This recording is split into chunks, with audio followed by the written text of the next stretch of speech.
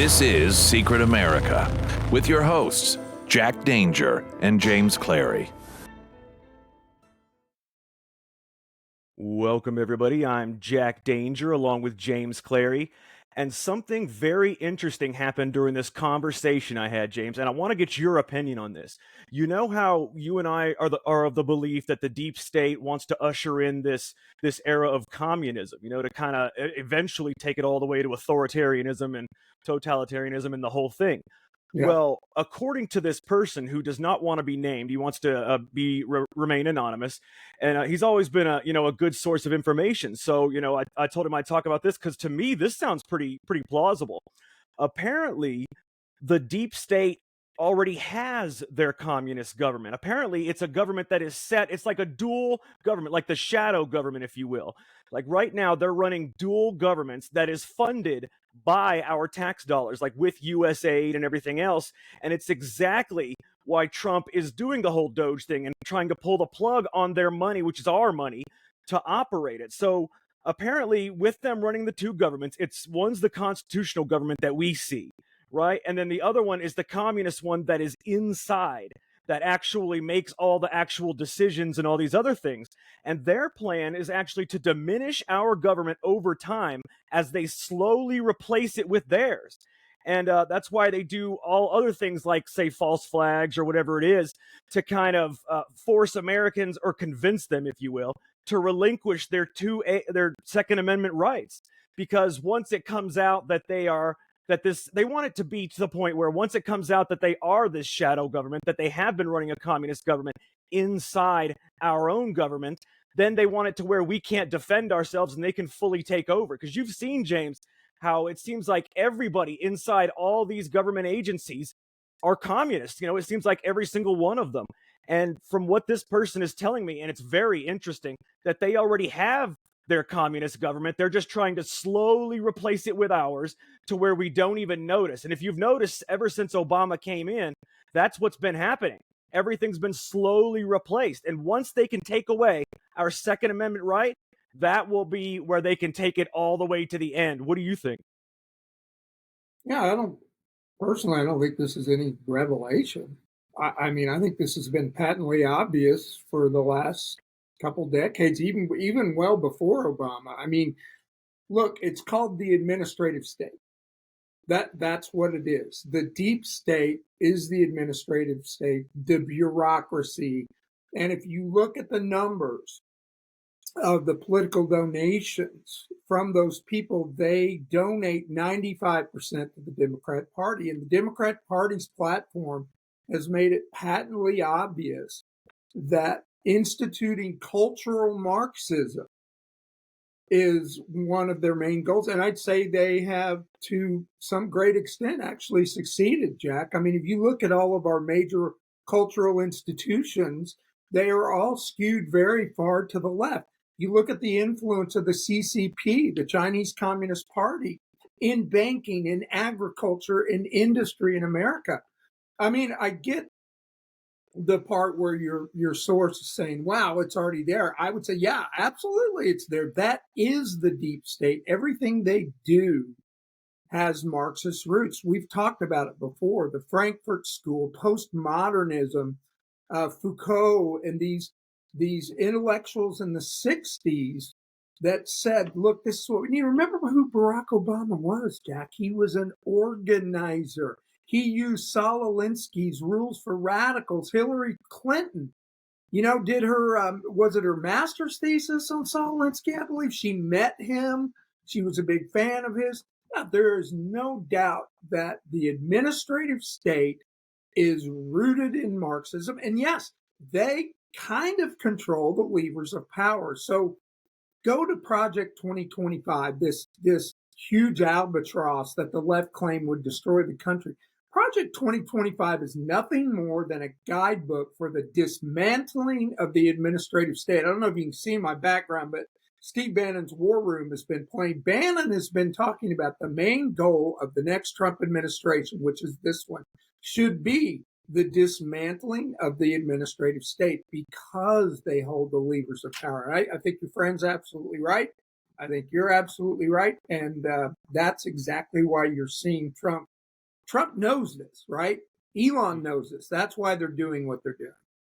And that's why they're fighting so hard back at Elon and trying to they're even willing to do the violence and everything else that it takes, because once they operate in secret, okay, they're able to run their secret communist government inside the United States government based on us not knowing what they do with our tax dollars. Once we know that they are running a secret shadow government, I mean have actual monetary proof that they are using our tax dollars to fund their secret communist government inside our own, then that is what will be their downfall. And that's why they're fighting so hard. And that's why the judges they just instituted another injunction that won't let them get any more data from the IRS. They don't want them to discover what the real thing is. Like, you put it this way, okay? They steal tens of billions of dollars every year. And it doesn't, I mean, all the politicians combined might be 3 or 4 billion. So where's the other 500 billion to a trillion gone over the last 20 years to fund their communist government inside our own? A lot, let's say half, okay? Half of every worker at every agency could be part of this shadow government, the government that actually, they might run half of the things and our government might run the other half. Like with the judges that are, basically activists, but they're actually part of the communist government. I think it's much higher than that. I think the leftists in the administrative state account for more like 80, 90%. I really do. They probably do at this point, because it's gone unnoticed for so long that they were able to operate within the shadows. And that's the importance of Doge. That's the importance of Trump and Elon Musk. If they can expose this for everybody else to actually open their eyes, if they can show people that there is actually a shadow government and it is funded with your tax dollars, then that can really be a game changer for dismantling the deep state and their communist government. They are funded by our money and our money alone. Without that, they've got nothing else.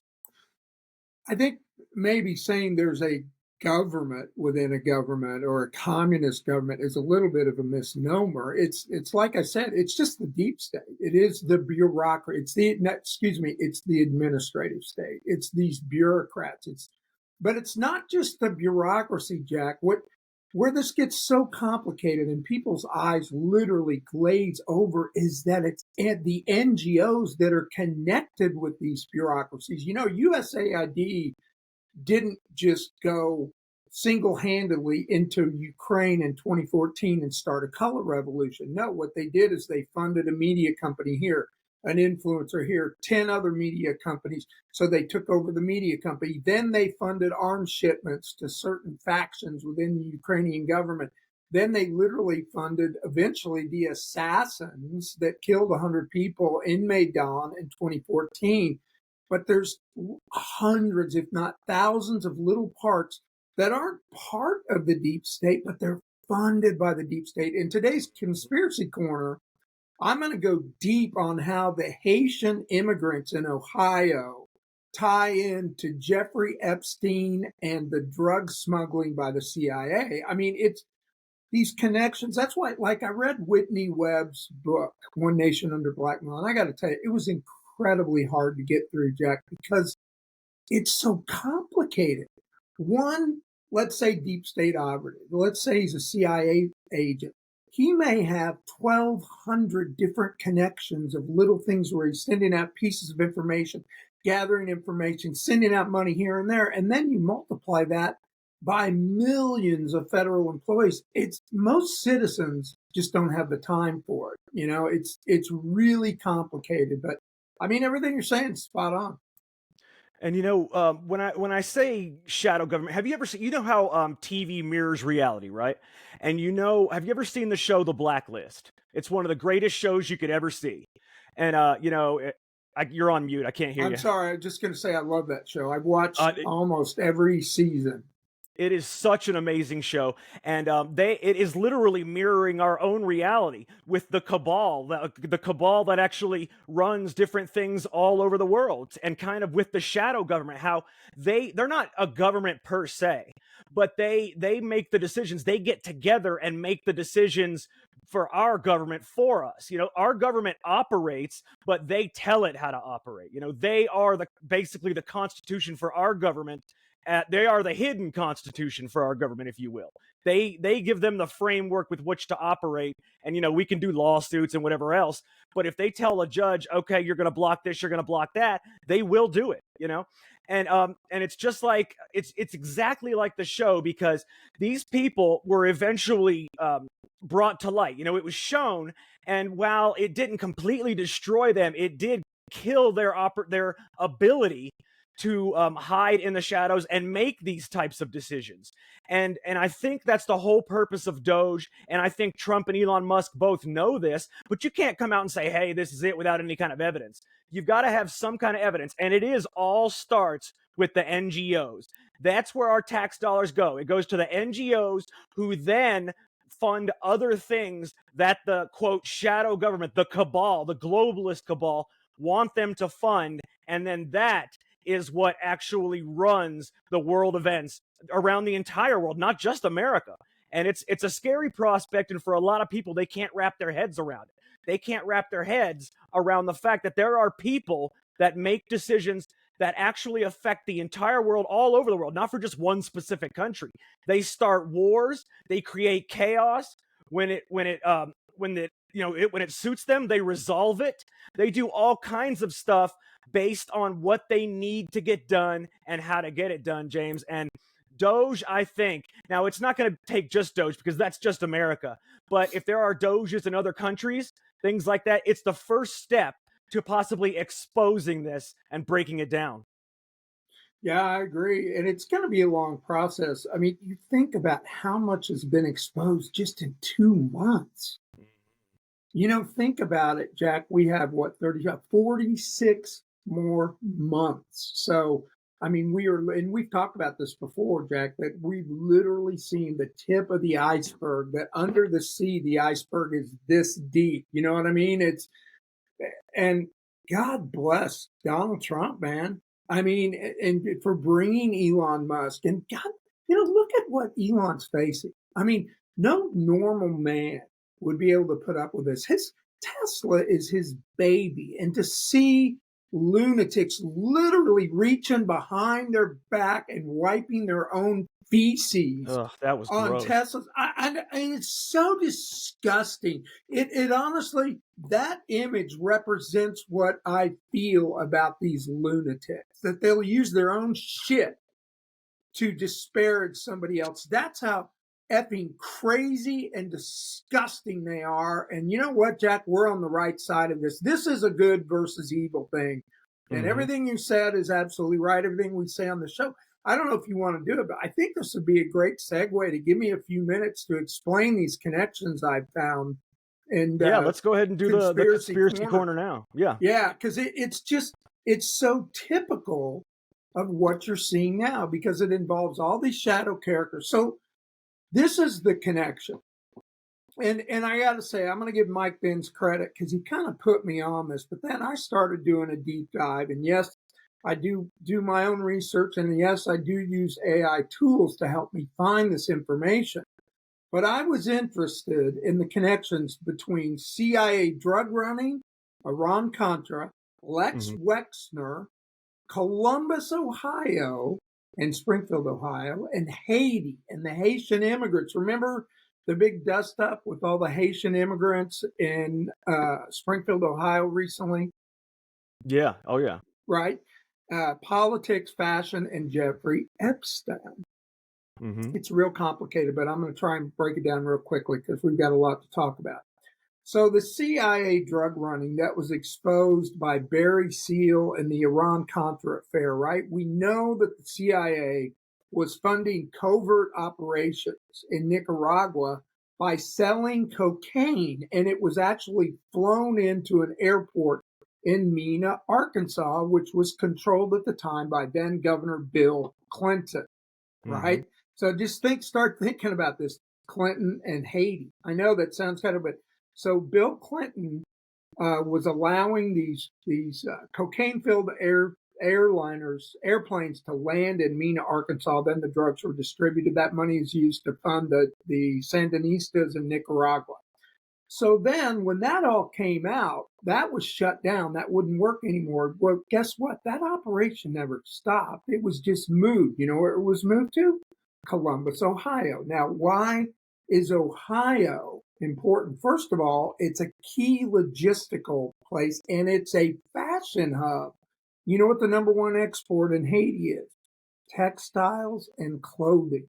That's mainly what they export. Lex Wexner, if you remember, was the gentleman. He was basically Jeffrey Epstein's handler. He's the one that introduced Epstein to Ghislaine Maxwell. He was the conduit between Epstein, the Mossad, and the CIA. And when I mention the Mossad does nothing that the CIA doesn't know about, and vice versa. They're almost like one entity. So Columbus, Ohio offered an infrastructure and cover for covert operations. So they moved the cocaine smuggling to Columbus. Now, Haiti, after the earthquake, they had been accused of manipulating politics and trafficking aid dollars. Haitian immigrants, Biden intentionally settled 80,000 Haitian immigrants in this Columbus, Ohio area. Why would they send them there? Well, because Lexner controlled that area. And it turns out that you were talking about these indirect funding of NGOs. Well, it turns out these Haitian immigrants they were given food stamps, housing, and actually a salary. They were given money through USAID and other NGOs that are funded by USAID. Then it turns out through investigations that the money they were given, a great portion of it was sent back to Haiti. And then you know what that money was used for? It was used to fund political opposition groups to get the right people in power in Haiti. Haiti's also a major conduit for sex trafficking. Remember when Hillary Clinton said one of her key persons was caught trying to smuggle 14 children out of Haiti? And it was tied to the Clintons. This stuff all ties together. So Epstein was the nexus point between finances, blackmail, intelligence operations, trafficking, and elite networks. So there was a coordinated conspiracy that has evidence of overlapping interests, shared infrastructure, and these same tactics are used over and over. And I actually had one of my AI bots draw a network, and maybe we can share it in the show notes. I don't know, but it shows all of these connections between CIA. We talked the last show about how these covert operations, most of them are funded through illegal purposes, because if it were known that we gave, say, $50 billion to the CIA to do, political regime change, the American people say, no, we shouldn't be doing that. So they fund it through drug smuggling and sex trafficking. And it's crazy. This is one little cog, the whole Haitian, Clinton, Epstein, drug smuggling, Columbus, Ohio, Lex Wexner fashion industry. It's one little cog, Jack, in this massive wheel. And that's why it's so hard to break down. I mean, I'm breaking it down in 7 minutes. I could spend 4 hours giving you the details about what I've just uncovered in this thing. And that's why our show and the thousands of shows, and there are that many like it, that are uncovering things, are really important. And people need to just digest this a little bit at a time. And eventually, as your knowledge base grows about these nefarious activities, you really become more red-pilled and become more determined to fight the beast, And it's funny that you mentioned Clinton and this whole thing, because how we talked about a few minutes ago, how the global cabal is made up of, a bunch of people that, start wars, create chaos, and basically run world events. Well, it was Clinton who is a part of this cabal. It was Hillary Clinton, by the way, that actually plunged Haiti into the current civil war that it is in now. Because Haiti, they are funding people like Barbecue, that guy who is part of the opposition rebel group that took down the current Haiti government. Hillary Clinton is actually the one, and that's why you'll actually see Barbecue wearing the necklace that has the Freemason emblem on it. Somebody just doesn't just go around wearing that shit because they think it's cool, especially not in Haiti. So he's wearing this because Clinton gave it to him. Okay, and then Clinton is part of, and the cabal, Freemasons are part of that, not all of them, but the highest ones, like the 33rd degree or whatever, however high it goes, are part of this cabal. And they started this civil war, this uprising that's going on in Haiti. So you're talking about one part of the cabal able to start an entire civil war in a country right now, all over sex trafficking. That's what it is. Children sex trafficking, because we all know that that's, well, I'm going to say allegedly what the Clintons and others are into, because that's one of the biggest moneymakers, if you will. And it's easy because once you do the sex trafficking of the children, right? And this is going to sound horrible, but this is what they do. They do the sex trafficking of the children. Once the children are all, quote, used up, then they use them for organ trafficking. Okay, and that's what they're doing, and that's a huge moneymaker for these people and a huge power play for these people. Because if you, not only do you control the children and the organs, but you control the blackmail. If everybody learned a lot from J. Edgar Hoover, okay, you control the blackmail, and then you control the people. You control everybody. Clinton has probably killed, and this is again just an alleged type thing. Clinton has allegedly killed hundreds of people, or at least had hundreds of people killed, including JFK Jr. and the like. But see, there's never any investigations. She's never in any trouble or anything like that because of first of all, the blackmail files that they have, but also because they know how powerful this cabal is. And that's why Donald Trump and Elon Musk are so important to us. Because if something happens to one or the other, it could very well derail the entire thing. And this is our one chance to take out any part of the cabal. If you want any chance to get that exposed, because if we can expose it here in America, maybe other countries can follow suit, or they can at least see that it's a real thing. And then maybe there can be a world uprising against their governments that obviously don't have their own best interests at heart. What do you think, James? Yeah, I completely agree. And, you look at the Clinton kill list, same thing with the JFK kill list, by the way. Mm-hmm. Numerous, dozens, if not hundreds of people surrounding witnesses to the actual shooting, people that were uncovering things, were killed. Now, I was just looking up the Clinton kill list. I mean, Vince Foster, Ron Brown, Seth Rich, John Ash, who was in the middle of a UN corruption probe, et cetera, et cetera. There's as many as 120 people that have died in unusual deaths connected to the Clintons. Jack, how many people do you personally know that have died in mysterious circumstances? I mean, I know none, honestly. I mean, I know some people that have died, but I know people that have died too, but not mysteriously. It's insane. It really is. And that's why something great happened that ties into this whole thing. Did you know that I believe it is it's Hillary Clinton. Okay, so the Trump administration actually revoked the security clearances of some more people here recently, James. And I'm going to give you the list because it is a great list, okay? These are the people that no longer have access to classified information as of yesterday. Or actually, it may even be as of today. Antony Blinken, Jacob Sullivan, Lisa Monaco, Mark Zaid, Norman Eisen, which is a big one, Alvin Bragg, Andrew Weissman, Hillary Clinton, Liz Cheney, Adam Kinzinger, Kamala Harris, Fiona Hill, Alexander Vindman, and anybody on Joe Biden's family. Now, do you know how much that saves us with Hillary Clinton and these others not having classified information?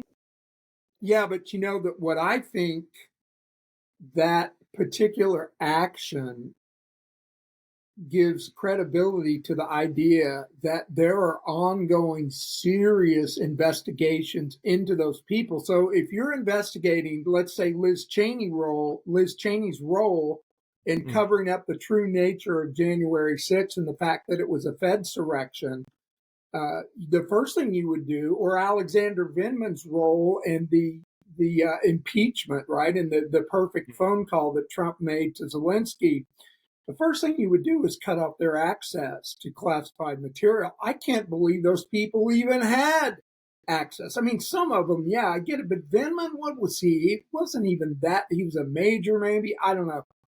And I don't know I why think Clinton they're being investigated, Jack. I think there's some serious investigations going on. And my prediction, and I've said this before, by the end of this term, like I said earlier, we've got 46 months left. You're going to see a lot of purple walks. You're going to see a lot of people in jail, and a lot of this is going to be exposed. What do you think? Well, I hope you're right, James, because there's two ways people can look at this, okay? One, it can be that, yeah, he's doing investigations into these people because he is going to void those pardons and take it all the way to the Supreme Court based on the auto pen signature. By the way, I have big news about the auto pen signature that we'll talk about right after this. But also, you could look at it that way, that there are the big investigations and all that, but you could also look at it where, okay, he took it to, White House counsel or whatever, and they're going to say the pardons are solid. So the only thing he can do is remove the security clearances of these people. So you could look at it either way. But I wanted to say real quick about the auto pen, and this is huge. People may not know this, but it was actually, and we've confirmed it basically. I mean, I can't say 100%, but it's based on signature analysis, handwriting analysis. Okay, Jill Biden was the one that signed the auto pen signature. Okay, because if you look at Joe Biden's signature, his B is disconnected. You have a line down and then a disconnected loops for the B, right? I want you to take a look at Jill Biden's signature. Take a look at her B. Joe Biden had never signed his name like this before, ever. And then it was signed one time and then used over and over and over again because he was not mentally fit to even handle any of these things. I want you to pull it up. Look at, if you get a chance, anybody that gets a chance, pull it up, look at his signature, okay? His actual signature, the one he did on the resignation letter where he said he's dropping out of the race. Then look at the auto pen signature. Then pull up Jill Biden's signature. I want you to look at the B's and you tell me what you think. We all thought that Jill Biden was running things behind the scenes. We all thought that she was the one that actually, made the decisions for Joe Biden and then just said, hey, Joe Biden said this. But now there is actual possible evidence, if Trump and others wanted to pursue this, that she was the one that signed the auto pen signature. So let's forget for a moment that it was an auto pen, which should make them void. But if somebody else even signed the signature, everything is void. I mean, every single thing, all the laws he signed, all the executive orders he made, all the pardons he did, everything that was signed with that auto pen signature would be void if she signed it. And I'm telling you, that's something you really want to look into. Again, I can't confirm it 100%, but I actually have a video, and I wish I had time to put it on here, but I didn't. But there's actually a video. I'm going to put it at the top of my page. It's going to be right underneath the pinned tweet of our episode after this. And it's going to show the exact match between Jill Biden's signature, Joe Biden's auto pen signature, and then Biden's signature at the end of his term. I have a question, though. An auto pen isn't, as my understanding, it isn't someone actually signing. No. It's like a copy and paste. You're saying she created the signature used it's by the signed auto pen? first. She signed it first. You sign it one time. Then you can use that for every other thing. Yeah, it's like copy and paste. Exactly, but she signed it the very first That's time. That's what I'm asking you. So, so she created the auto pen exactly. Okay. That's what it's looking like, and I want you to see that video too, James. It is very compelling. It. I agree. It's very compelling, and I do believe. Again, I can't say with 100% certainty, but based on this, a professional handwriting analysis or a professional handwriting person could possibly say this was Jill Biden's signing Joe Biden's name. If you look at any of his signatures throughout history, he had never signed his name like this. He doesn't sign his name like that. Yeah, I'm looking at actually a picture right now of their two signatures side by side, Joe Biden and Joe Biden's. And it is all about the B and how it's completely open at the bottom and then how it curls back around. So, yeah, I mean, that's plausible, but if you think about it, Jack, it really doesn't matter if it was Jill or if it was the chief of staff or some, if it was some other lackey in the White House staff. It's all null and void. if it wasn't Biden's We'll see, signature. and you're right. It is all null and void, but I just think that this lends more credibility to the fact that he could make a better case for it. Auto pen, one thing, should be null and void, but on its face, a judge could say, "Oh no, he didn't actually sign it, but it doesn't matter because it's what he wanted to do. It was his, right?" Exactly, it was his. But now you can make the case that he never signed even the auto pen. He didn't even know it was going on, James. Right. So if it's not his, James, this creates a huge problem for the Democrat side. Well, and then you think about it. Remember the last several cabinet meetings that he had Jill Biden in the room. What the hell was that all about? Lindy Lee, she was a very influential Democratic fundraiser who, after the end of the Harris campaign and Trump victory, she's come out and just blown the whistle on all the shenanigans inside the White House. And she said that Hunter and Jill were in attendance at all major meetings with the president during the last couple of years. Yeah, that is true. Yeah. You're absolutely right about that. I mean, they were. Hunter Biden was there too. One of the worst people on earth was there. And, one of the worst people on earth was there. And then also so was Hunter Biden and Joe Biden. Yeah. I don't know if anybody got that, but I was calling Joe Biden one of them. Right. But yeah, it just goes to show you that he was never the president. And I think that was the whole purpose of his presidency, was not to be president. He was just the puppet head, the figurehead, if you will. Jill Biden may have actually been the president the entire time, James. And that might be the whole reason that it came about. If you're the president, you can request, you can demand that your wife and your son have top security clearances and get to sit in on all the meetings. So she's privy to everything he's privy to, and she can make the decision to say, hey, my husband, the president, said this, now you go do this. I guarantee if they interrogated staffers, all of Joe Biden's, quote, orders came from Jill.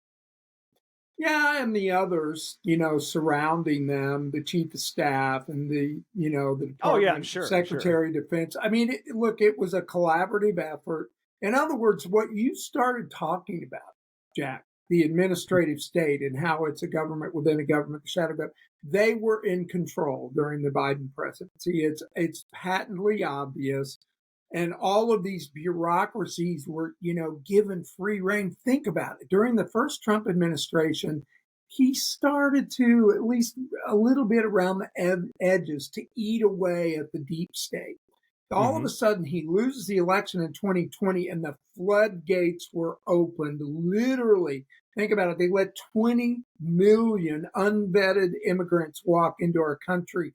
They allowed the deep state to do what it does, and that is to destroy, to divide, and to conquer based on Marxist principles. There's no other way to put it, and it's so refreshing. And I don't want to belabor the point, but the fact that Trump lost in 2020 again, Jack, oh my God, it was the best thing that ever happened to us. You're absolutely right. And we didn't see it at the time, but it was the best thing that ever happened to us, because it gave him, had he won, it would have been more of the status quo. The deep state would not have been, gone the way it's going now, with Doge and all that. It gave him 4 years to plan, for the next presidential term. So I'm going to kind of switch gears here to something a little more positive for us, for our side.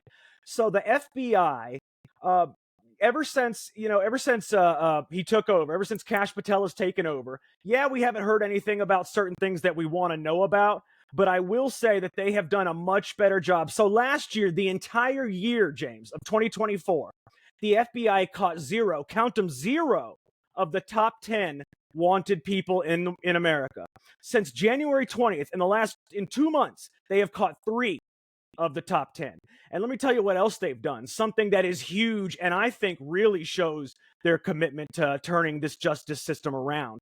They just arrested FBI agent Jonathan Buma, who actually in the past, actually accused the Trump administration of having a political bias. He's been arrested for leaking classified information, James. They arrested one of their own for leaking classified information. Trying to flee the country, by the way, right? Yeah, and they would never have done that during the Biden administration. They didn't even catch the criminals. I know. He was trying to leave the country. They arrested him at JFK at the airport. I mean, This is so delicious. You're absolutely right. Look, the FBI has been an agency plagued with corruption and malfeasance really since its inception. If you go back to the inception, was it Wilson? It was established, it was either FDR or Wilson, it was established to keep an eye on political opponents of the president who was in charge when it was founded. So it's always really been based on corrupt principles. But it was corrupt the whole time. Yeah. Edgar was the director, 40 some my odd God. years. Yeah, he had files on everybody. Like I said last week, I think that, and I really haven't had time to do it, but I think the FBI has been involved in the most major conspiracies that we've seen, including the JFK assassination, including 9/11. Remember, it was an FBI agent that found the passport intact below, was it building 2, one of the 2 towers, on the sidewalk in perfect condition. Everything else was completely pulverized. They found no belongings, no human skeletons, nothing of these people that were supposedly on the planes, yet they find a passport of one of the hijackers. And that's the amazing part. I don't want to go off on this, but I do want to say that is an amazing part, because if everybody actually thought about this for a second, okay? You can't open the windows on a plane, okay? I guarantee you the door was not open. So you're telling me a passport on this guy that was in this guy's pocket, most likely, that as the plane went into the building, every single thing in that plane was incinerated, but somehow the passport floated all the way down to the ground untouched so that they could identify this one person and link him to others. You know what's probably going on? Those people are probably in Guantanamo Bay right now.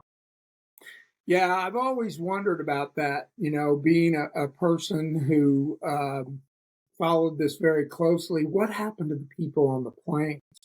That is a very interesting thing. Yeah, it really is. And some of the answers you come up with are pretty freaking dark, Jack. I mean, I really don't know. But, one of the other things, remember all those phone calls? I don't know, we can spend 5 minutes on this. It won't hurt us. Yeah, why not? But, remember all the phone calls supposedly from planes? Oh, honey, I'm on a plane that's hijacked. Tell the kids I love them. I love you.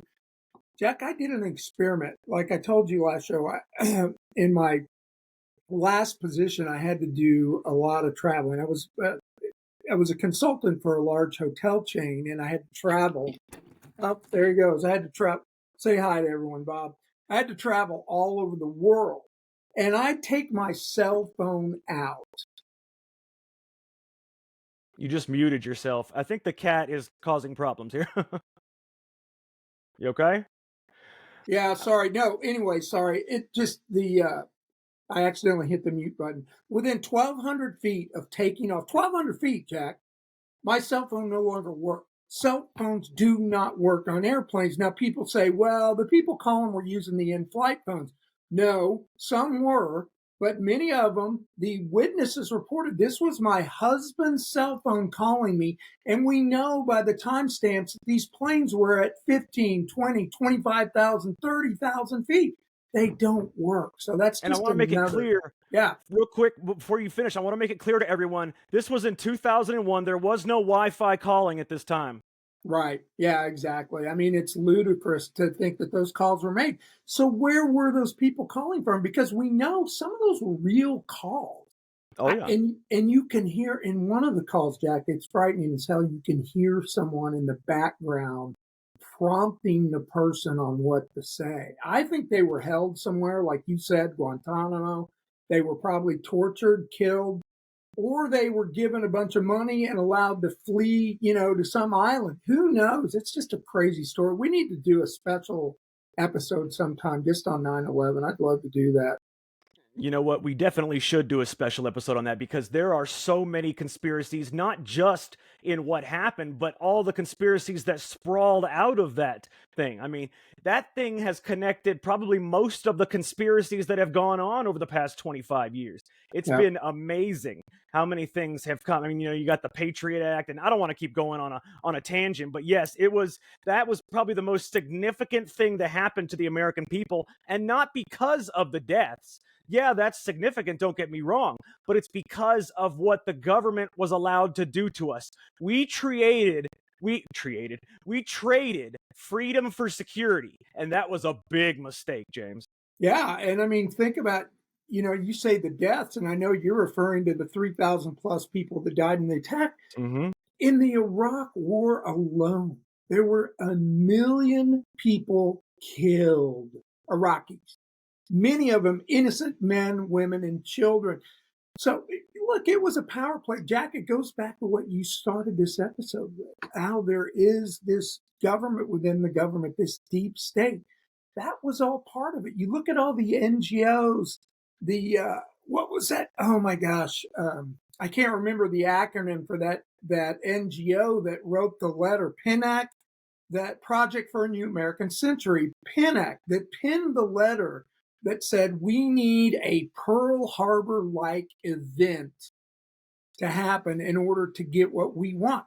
People don't remember this, but back before 9/11, Jack, we had 1, maybe 2 military bases in the whole region of the Middle East. Think about that, one base. We now have over 280 military bases in the Middle East. That was the real purpose of 9/11, in my opinion, is to allow the military-industrial complex to gain a foothold in one of the areas of Earth that holds the single most vast concentration of resources, which if you dig deep into all this stuff, it's always about exploitation of resources, whether it's people, oil, drugs, minerals, whatever it is. Look, these people want power. In order to have power, you got to have money, and resources are a big part of it. So now the U.S. empire, the hegemony, which is the U.S. military, controls the Middle East. I mean, that's the truth. And before 9/11, 2001, we didn't control shit in that area. So yeah, I think that's a big reason for it. You're probably right. I wouldn't doubt you on that. But I do want to say you mentioned the vast mineral resources in the Middle East. I want to give people a couple of wins that Donald Trump has had in the last couple of days. Okay, so the Democratic Republic of Congo actually asked Donald Trump to come in, have the United States come in and help restore peace to the Democratic Republic of Congo, and in exchange, he is giving us access to their vast mineral resources that are, and this is estimated, to be worth $20 trillion, James. $20 trillion. So the president of Congo is giving us access to $20 trillion worth of mineral resources just so we help restore peace in Congo. That is what Donald Trump does. Let me tell you what else he does. He got Maine to back down. Okay, the governor of Maine, Janet Mills, who we played a video on an earlier episode where she said, I'm going to see you in court, because he wanted her to take men out of women's sports. So she said, I'm not going to do that. He said, you're going to lose your federal funding. She said, I'll see you in court. Well, yesterday, governor of Maine, Janet Mills, caved and is now complying with Trump's order to ban all men in female sports. So I wanted to give, everybody out there that watches this show a few wins. Those are some really big ones, and they're going to keep on coming, James. Yeah, man, it's so awesome. That main thing really, because Jack, did we play that video of her saying, yeah. Yeah. Oh, yeah. It's just so delicious to see these people.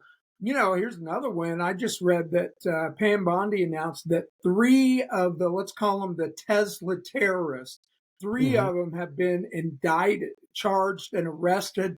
Dude, these people are facing 10 to 20 years in prison. It's the swatting. I think Kash Patel's going to get to the bottom of these swatting incidents. Something interesting about that, I don't know if you knew this, you probably did. You're much more up to this than I am, but most of these people being swatted, yes, they were conservative, yes, they were influenced, but they were people that had been retweeted, reposted by Elon Musk.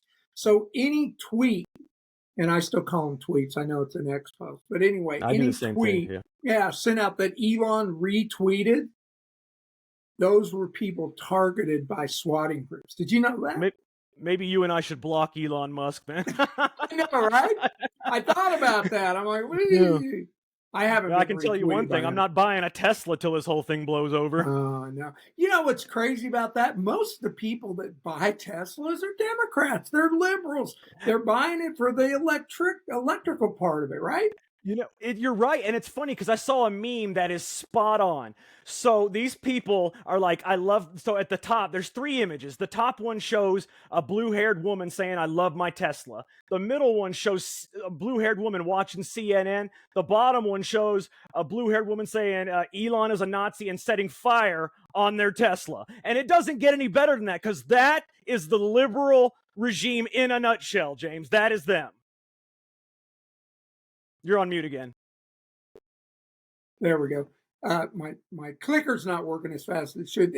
I know it's so crazy. These people have no common sense. They're dumb, Jack. I don't know how else to put it. These people are not smart. They've been indoctrinated. That's why, we hadn't even talked about it. Maybe we should.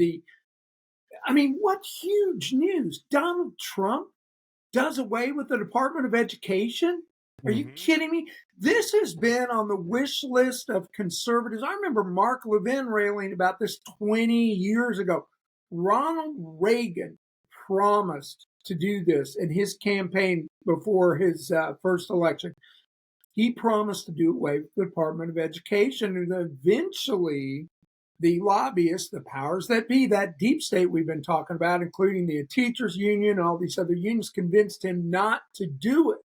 Now, one interesting side note to that, to Reagan and his promise to do away with the DOE, was that a lady named Charlotte Iserbyt was named acting head of the Department of Education. But because he was planning on dismantling it, she was kind of in limbo.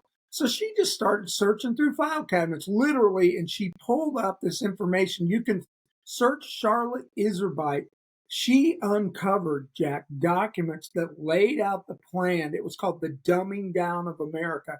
This was a specific plan to reduce the American education system to third world rates. And, Randy Weingarten, the head of the American Teachers Union, is on X this week posting about protect our kids. She's holding up a sign saying, protect our kids. No, Randy, you and your union intentionally set out to destroy our children, destroy our education system. And I think this is huge news, and it's not getting enough press. The fact of it is, Jack, there's so much going on that Trump, Elon, and others in the administration, Robert Kennedy's, there's some great things in the news about what he's doing to get chemicals out of our food. There's so much going on. The Democrats don't even know where to turn. But what are your thoughts specifically about the dissolution of the Department of Education?